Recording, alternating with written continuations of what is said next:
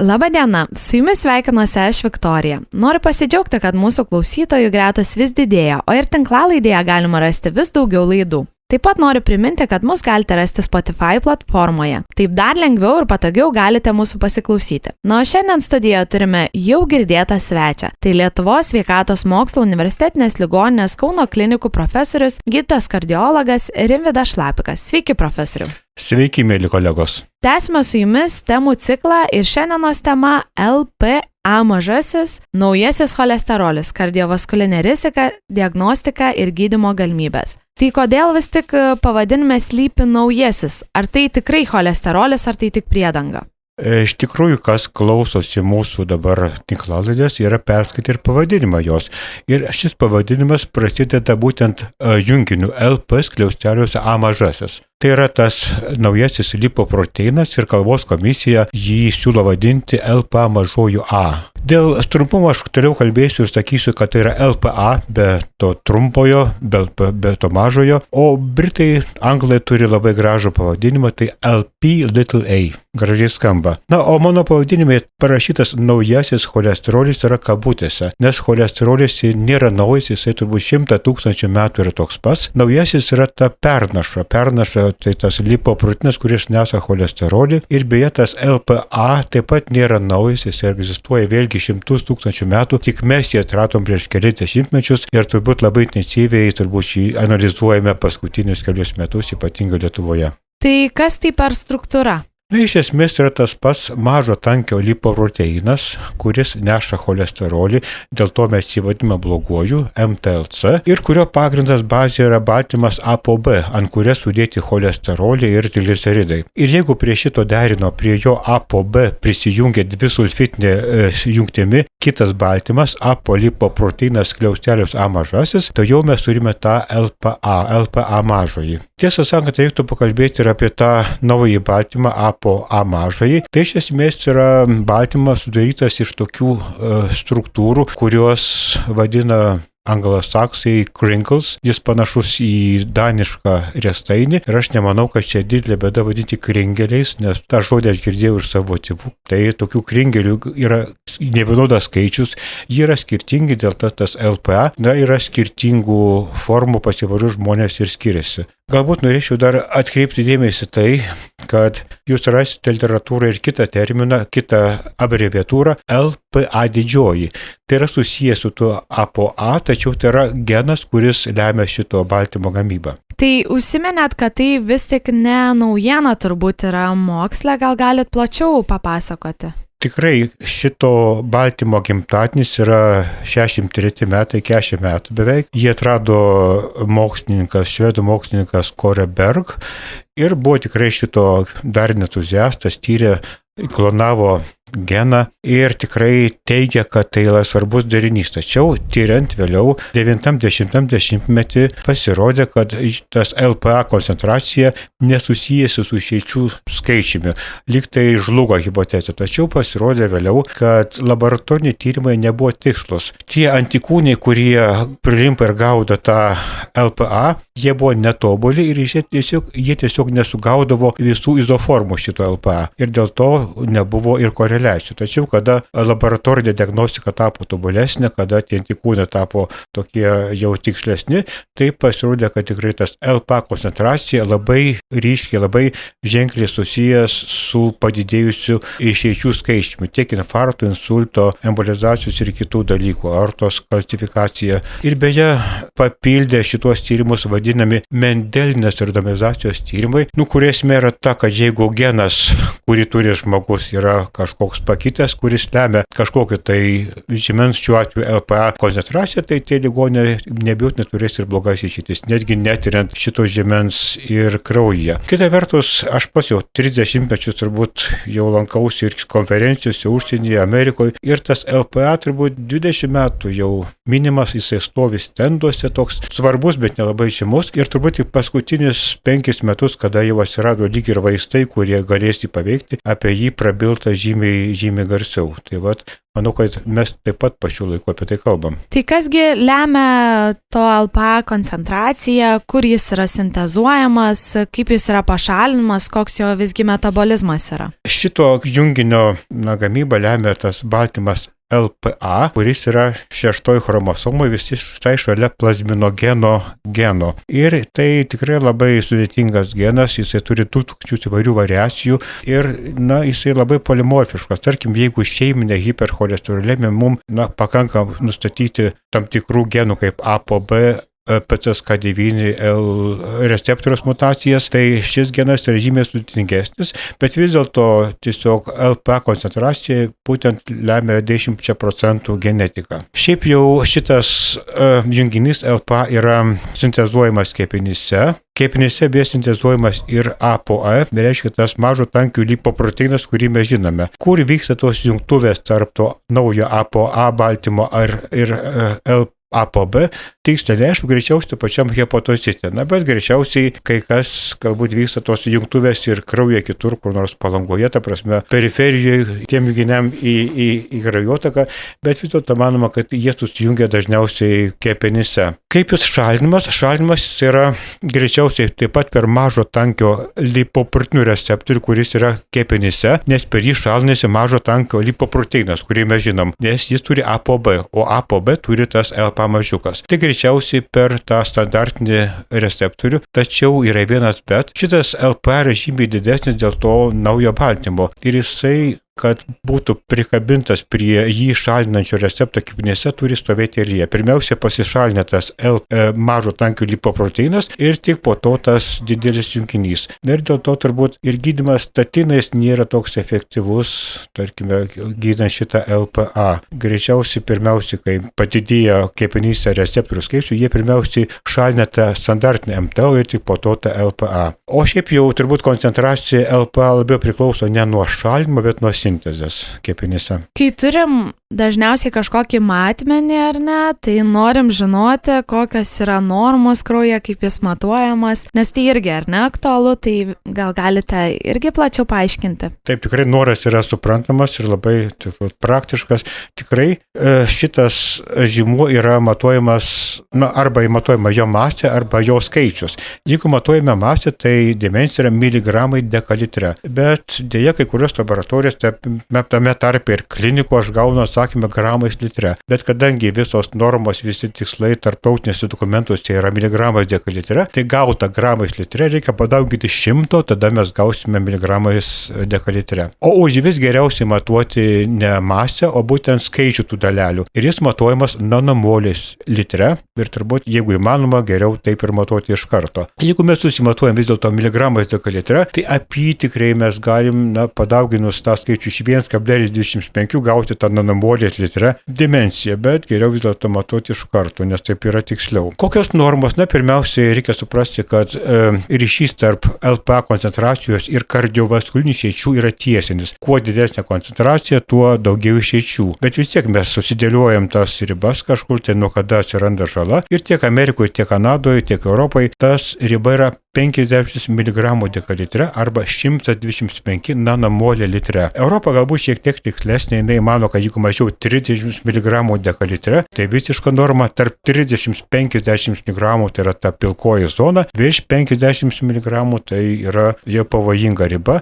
Ir jeigu turime didžiulius kiekius, tai pavyzdžiui 180 mg dekalitre, tai paciento rizika susirgti širdies liga yra tokia pati, kaip jisai lyg ir sirgtų, tarkime, šeiminė hipercholesterolemija. Taip, kad atsimykime tą skaičių, 50 mg dekalitre tai yra norma. Kai kalbam apie cholesterolį, visada užsimenam apie širdies ir kraujagyslių ligas, jų riziką. Tai kaip šis LPA padidėjimas įtakoja širdies ir kraujagyslių ligų išsivystymą? Tikrai, mes turime daug epidemiologinių tyrimų ir tos Mendelinės randomizacijos tyrimų, kurie rodo, kai ryšys yra tikrai tiesinis ir turbūt sunku visų tyrimų rezultatus tai jau atpasakoti. Vidurkis, tarkime, bendrai širdies kraujagyslių ligas šis žymuo padidina 5 kartais, miokardo infarkto dažnį 3 kartais, miego arterijų stenozę, išeminį insultą 1,5 karto, aortos vožtų kalcifikaciją 3 kartais. Galbūt aš pamiršau pasakyti, kad padidėjusią šito LPA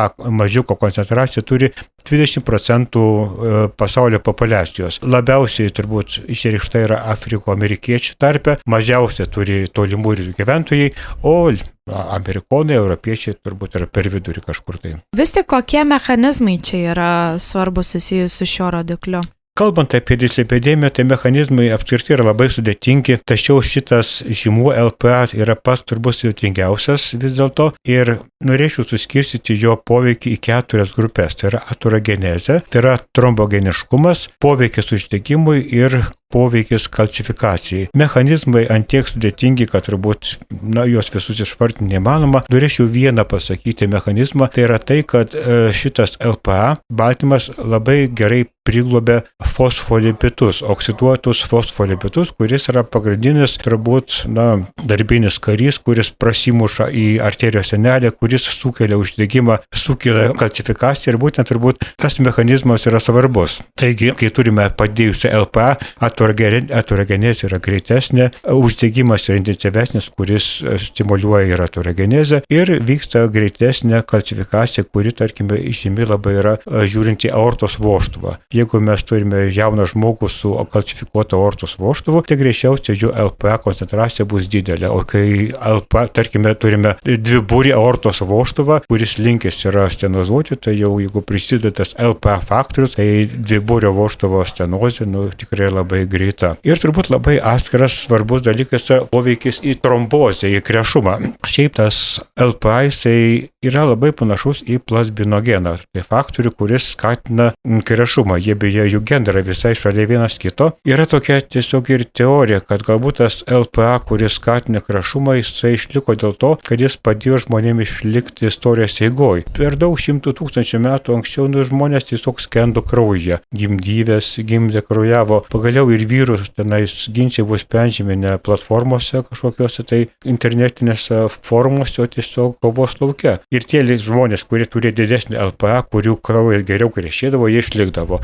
Dabar, kada mes turime tikrai diskutuojam formuose, nebesipiešam, mažiau kariaujam, moteris gimdo saugiai, tai tas LPA mažiukas, jo poveikis trombozė tapo mums kliūtis ir neigiamas dalykas. Tai va, ir manoma, kad tas LPA labiausiai veikia į trombocitų agregaciją. Jie didina, dėl to krešumai didėja. Tiek veninė, tiek ir arterijos sistemoje. Atrodo, turim klinikiniai praktikoje ar ne cholesterolį, bendrą cholesterolį. Kaip vis tik LPA panaudojimas yra klinikinėje praktikoje? Kam ir kada jį matuoti? Puikus klausimas vietoj, nes mes dar neturim iš esmės vaisto, kurio mes jį galim specifiškai sumažinti. Dėl to turbūt šiai dienai tai žymuo, kuris padeda mums stratifikatuoti vertę paciento riziką.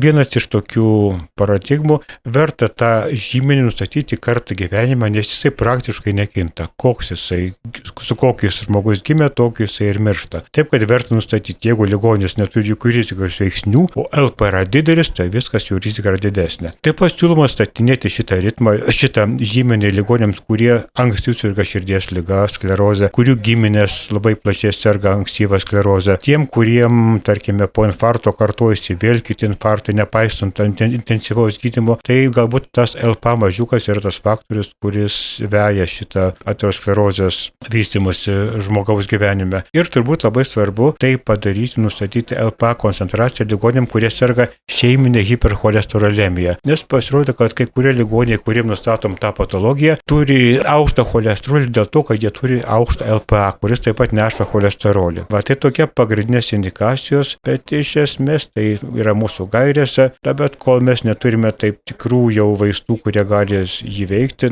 tai tos gairės tokios daugiau nukreiptos į rizikos sertifikavimą. Tačiau manau, kad tikrai tie vaistai greitai atsiras ir mes būsime tikrai stipresni kovoje su ateroskleroze. Užsiminėt, kad nėra vaistų ar nesumažinti LPA dar neatrasta, bet ar yra kažkokių kitų būdų jį sumažinti?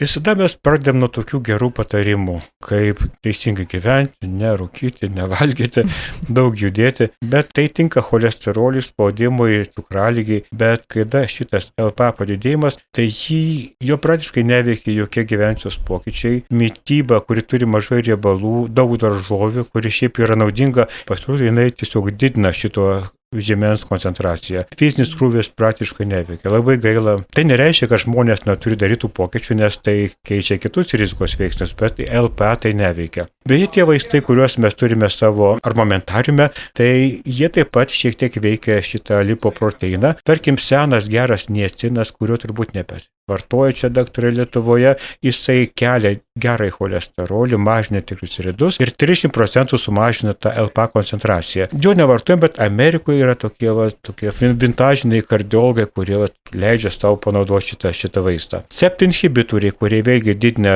gerojo cholesterolio koncentraciją, tačiau dabar nevartojami tiesiog, kadangi neduoda poveikį šeitim, jie 50% sumažina to cholesterolio koncentraciją. Galima tiesiog kraują nukošti, kaip dializę daryti, atlikti aferezės, 50-65% poveikis. Bet realiausias poveikis iš turimų vaistų tai yra PCSK9 inhibitoriai, 25% sumažina šito LPA koncentracijas ir inklizeranas, šiek tiek mažiau 20% sumažina LPA koncentraciją. Čia turbūt ir praktiškai tokios implikacijos ir klinikinės. Jeigu mes turime pacientą, kurio cholesterolis yra sumažintas ne iki tikslų, reikia skirti tuos brangiuosius PCSK9 inhibitorius, tai galbūt tiktų labiausiai tie pacientai, kurie turi plus padidintą LPA mažiuką. Čia tokie kompensacijų pamastymai. Labai keista, kad statinai, kurie yra mūsų antilipidiniai vaistai numeris 1, neveikia šitų vaistų praktiškai. Net ir padidina, kas yra nelabai malonu. Tai mano žiniomis mažo tankio lipoproteinų koncentraciją statinai mažina, ar ne? O čia, sakėt, irgi lyg tai cholesterolis, bet didina. Tai kodėl? Geras klausimas, norėčiau sakyti labai tiksliai, bet negaliu. Šiaip tai tikrai mažo tankio cholesterolio koncentracija didėja iki 7%, bet tai nereiškia, kad mes neturim skirti statinų. Vis tiek mes juos skiriam, nes jų poveikis blogajam cholesteroliui persveria tą poveikį, kuris, kelia tą LPA koncentraciją. Kodėl taip yra, sunku ir pasakyti, kaip minėjau, galbūt, kad pirmiausiai kepenų receptoriai pagauna tuos mažo tankio cholesterolius, jie yra geriau prisikabina, o kada yra tas LPA, tai statinai, matyt, padidina kepenyse to kaičių receptorių, tiesiog labiau mažina cholesterolį paprastą, dėl to santykinai lieka daugiau kraujyje to LPA. Tai toks yra paaiškinimas, jis tai teisingas ar ne, nežinau, bet dabar tokia yra teorija. Bet noriu pasakyti, statinai nėra, kaip sakoma, kontradikuotini, kada yra tas LPA padidėjimas. Jokių būdų, jie turi būti skiriami kaip pirmos eilės vaistai gydyti lipidam. Jūs paminėjote įdomų faktą, kad LPA struktūra yra panaši į plazminogeną ir dėl to jis didina krešumą. Ar nebūtų naudingas aspirinas šiuo atveju? Labai gera idėja ir jūs ne pirmą tą iškėlėte. Žinot, galbūt ir skaitė, tikrai čia labai gera implikacija į ateitį. Iš tikrųjų, aspiriną ligoniam, kurie neserga širdies ligom, kurie be insulto, be infarkto, mes lygiai ir norėtumėm skirti, bet bijom, kadangi kraujavimo rizika yra pakankamai didelė. Bet yra padarytas tyrimas Aspire, atrodo, kur aspirinas vis dėlto buvo skirtas ligoniam, kurie neserga širdies liga, tai pirminė prevencijai. Ir lyg tai bendrai nebuvo geriau, bet jeigu imsi tuos ligonės, kurių LPA koncentracija buvo didesnė, tai jis jiem poveikį davė teigiamą. Ir kalbant apie tą tikslę mediciną, gal tikrai verta pagalvoti, jeigu ligonės yra pirminės prevencijos, LPA didelis, galbūt mes galime nuspręsti vis dėlto tam ligonį skirti aspiriną. Bet čia nėra gairės, čia tik pamastymas. Vis tik norėčiau sugrįžti prie vaistų. Ar dažniausiai žmonė yra taip, jeigu dar nėra, tai kuriam, ar ne kažkas? Tai ar kuriami vaistai skirti LPA mažinti? Tikrai kuriami ir daug metų. Ir turbūt lape mes turime 5. 3 iš jų tai yra tik skaičiukai ir raidytės, reiškia antra fazė nėra pavadinimų. 2 jau turi gražius pavadinimus. Tai yra vaistai ir vieni ir kiti. Jie veikia kaip genų nutildytojai. Reiškia, jie blokuoja tą informaciją genetinę, kuri reikalinga, kad pagaminti tą produktą, šiuo atveju LPA. Ir vienas iš tų vaistų yra antisensinis oligonukleotidas. Jo vardas yra Pelakarsenas, gamina Novartis kompanija. 3 fazės tyrimas Horizon, gražus pavadinimas, baigėsi ir LPA koncentracija sumažinama 90%. Tai labai labai daug. Nežinau tokio vaisto, kuris tiek sumažintų žymenis šiuo atveju LPA. Tačiau mes laukime vis dėlto išeičių. Neaišku, ar sumažėjus tam LPA sumažės ir išeitis. Kitas Kitas tyrimas yra taip pat labai gražių pavadinimus Ocean, vaisto pavadinimas tai yra olpaziranas ir tai yra kitoks genų nutildytojas per tą mažąją trumpąją RNR, taip kaip veikia, tarkime, inkliziranas. Vėlgi, poveikis į LP 10% didžiulis, ar bus išeičių nauda, sunku pasakyti, bet man atrodo, jeigu 10% kažką sumažini, tai vis tiek turėtų sumažėti ir išeitis. Ir turint galvoj, kad tai yra virš statino teikiamas naudos, manau, jeigu tai vyks, tai mes turėsim tikrai perversmą, naujo cholesterolio, kaip sakoma, perversmą mūsų medicinui, kardiologijai. Tikrai aptariam įdomią temą, turbūt daugeliui klausytojų naują temą. Gal galėtume trumpai apibendrinti ir kažkokius tai patarimus kolegoms paminėti. Būkime kantrus, laukime tų gerų dalykų, bet kadangi problema egzistuoja čia ir dabar, mes turime dislipidemiją, mes turime kitus cholesterolius, trigliceridus, tai naudokime esamą savo rezervinius vaistus, tarkime statinus, ezetimiba, jeigu įmanoma, bandykime įdiegti naujosius PCSK9 ir kovokime su tais ginklais, kokius turime. Laukime, kada atsiras naujieji Haimarsai, kaip čia pavadinta, F-16. Tai labai noriu padėkoti mūsų laidos svečiui už pasidalintas naujoves ir galimybę tobulėti. Na, o su klausytojais atsisveikinu ir noriu priminti, kad visas tinklalaidės galite rasti Spotify platformoje. Iki susiklausymo.